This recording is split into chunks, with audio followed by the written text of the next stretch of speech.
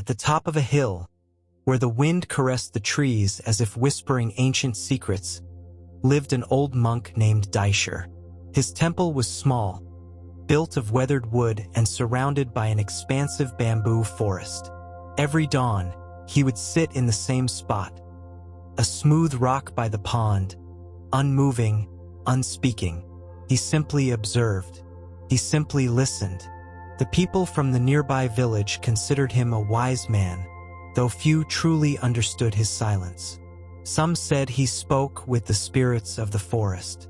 Others believed he had lost interest in the human world. But those who dared to stay in his presence for a while discovered something unexpected. A deep sense of peace, as if time stood still and the soul remembered something long forgotten. One morning, a young man named Kaido arrived at the temple. His heart was restless, overflowing with unanswered questions. He wanted to know why he felt such a deep emptiness, even though his life seemed complete. He brought books, notes, scattered thoughts, but more than anything, he brought noise, inner noise. He bowed respectfully before Daisher and said, "Master, I've come seeking answers." Daisher did not reply. He simply looked toward a spot next to him on the rock. Kaido sat down, puzzled. Minutes passed, then hours. Only the distant song of birds and the creaking of bamboo swaying in the wind could be heard. "Aren't you going to say anything?" Kaido whispered, uneasy. Daisher, without looking at him, spoke for the first time. "Let silence speak to you. Only in silence can you hear what your soul wants to say." And he returned to silence. A silence that was not emptiness, but presence. At first, Kaido felt uncomfortable. The silence weighed on his chest like a stone. He wanted to speak, to ask, to debate. But every time he looked at the master, he found an unshakable calm, as if Daisher were listening to something Kaido couldn't hear. The young man closed his eyes and tried to imitate him. But inside, a storm of thoughts began to roar. What if this is a waste of time? What if I don't learn anything? What if silence holds no answers at all? The wind blew gently through the bamboo stalks, producing an almost musical murmur. A sound so subtle it could only be heard when everything else became still. Kaido opened his eyes, surprised. For the first time, the sound of the bamboo felt like more than just nature. It was an ancient language, as if the forest were speaking without words. Master Daisher, without moving, whispered, "Listen, not with your ears, but with your whole being." Kaido bowed his head, closed his eyes again, and this time, he didn't try to force anything. He simply breathed, and little by little, something began to shift. The wind was no longer just wind. It was a gentle caress. The birdsong was no longer just background noise. It was a message.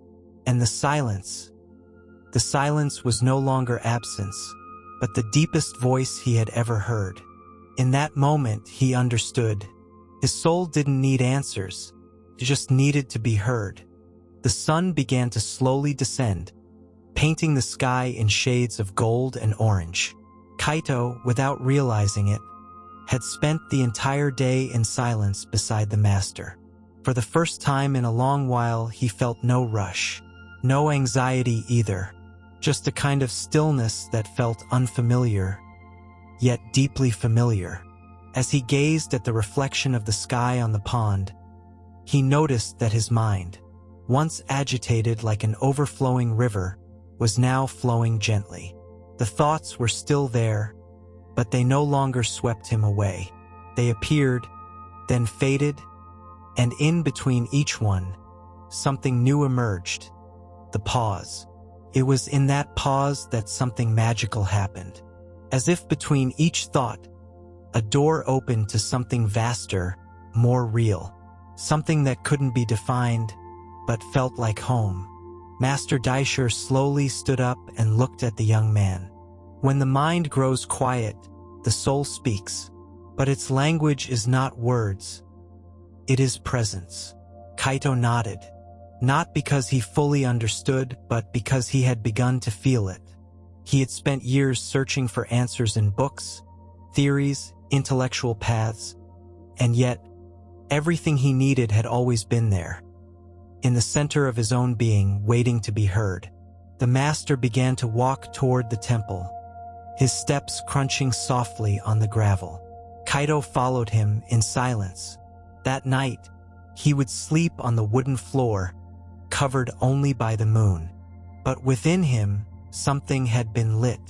A gentle, warm, luminous flame. The flame of awakening. That night, as the wind played through the cracks in the temple, Kaido lay awake on the futon. He couldn't sleep, but not out of restlessness. It was as if a part of him, newly awakened, didn't want to fall asleep again.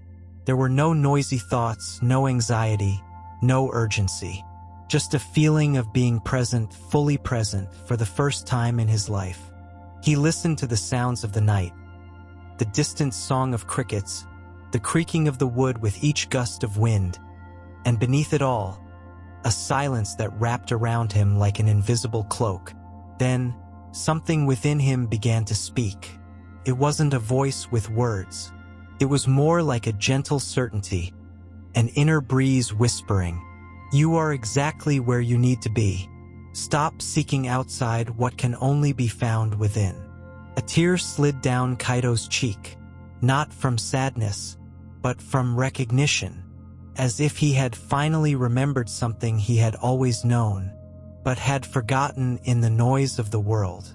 At dawn, he stepped quietly into the forest.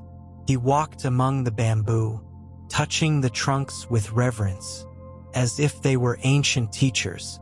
Every leaf, every shadow, every sunbeam filtering through the branches, spoke to him without saying a word, and he understood.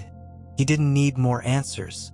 He just needed to be silent and listen. Kaido sat beside a small stream that ran through the forest like a living vein of water. He watched as the water flowed, without stopping, without judgment, without resisting the stones or its path. Simply flowed. And there, in that constant and silent flow, he understood something more. For years, he had chased goals, borrowed dreams, an idea of himself that didn't truly belong to him. He had filled his life with things, with activities, with stimuli, trying to feel whole. But now, in the midst of simplicity, he realized that what is essential had never been in what he did or achieved. It was in his capacity to be, to truly be, with everything, with nothing, with what is. The water did not seek to be heard, and yet, those who learned to be present could hear its wisdom. The same was true of the soul. Everything you seek is already within you. He remembered the master's words, spoken without voice, etched into his presence. Kaido closed his eyes and took a deep breath. He felt the air enter, then leave. He felt how the silence was not empty, but a mirror. And in that mirror, at last, he saw himself, without masks, without effort, just as he was. And there was nothing else to learn, because in that moment, what he needed wasn't more knowledge, but more truth. That same afternoon, Kaido returned to the temple. He walked slowly, without haste, as if each step were a silent bow to the present moment. Master Daisher was waiting, seated by the pond, as he was every day, in the same serene stillness. Kaido sat beside him without saying a word. This time he brought no questions, no expectations, no need for answers, only presence. For a long while, they both watched the reflection of the clouds drifting across the surface of the water. It was like watching time pass without resistance. In silence, Kaido began to understand one final lesson, that the soul does not shout, does not demand, does not run. Simply waits. Waits for the moment when attention returns to it, when the noise dissolves, when the seeker surrenders to what has always been. Then Daisher spoke, as if his words were the echo of that understanding. Listening to your soul is not an action. It is a state, and silence is its language. Kaido nodded slowly. His face no longer showed tension nor confusion, only peace. He had found something more valuable than answers. He had found the way back to himself. It was not a physical place, nor a spiritual achievement. It was an inner space, always available, always calm, that could only be discovered by daring to remain silent, long enough to hear it. The days passed without needing to be counted. Kaido no longer asked when he should leave, nor how long he should stay. In that place, time had ceased to be a chain. He had learned to move at the rhythm of life, like the wind through the bamboo, like water between the stones. Each morning, he awoke with the first rays of the sun, listening not only to the sounds of the world, but also to the soft murmur of his own soul. A murmur he did not direct or control, but which guided him with certainty, like an invisible compass. Sometimes, while sweeping the temple floor, or collecting water from the stream, a quiet clarity would rise from within, as if he understood things without needing to think, as if every simple gesture carried a silent teaching. He came to understand that wisdom didn't always arrive as a grand revelation. Sometimes it came wrapped in the ordinary, the creak of the wood, the flight of a leaf, a calm breath.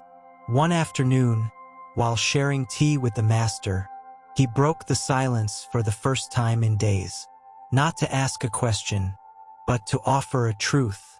"Thank you, master, not for teaching me, but for letting me listen." Daisher smiled with his usual serenity and replied, "The true master does not teach.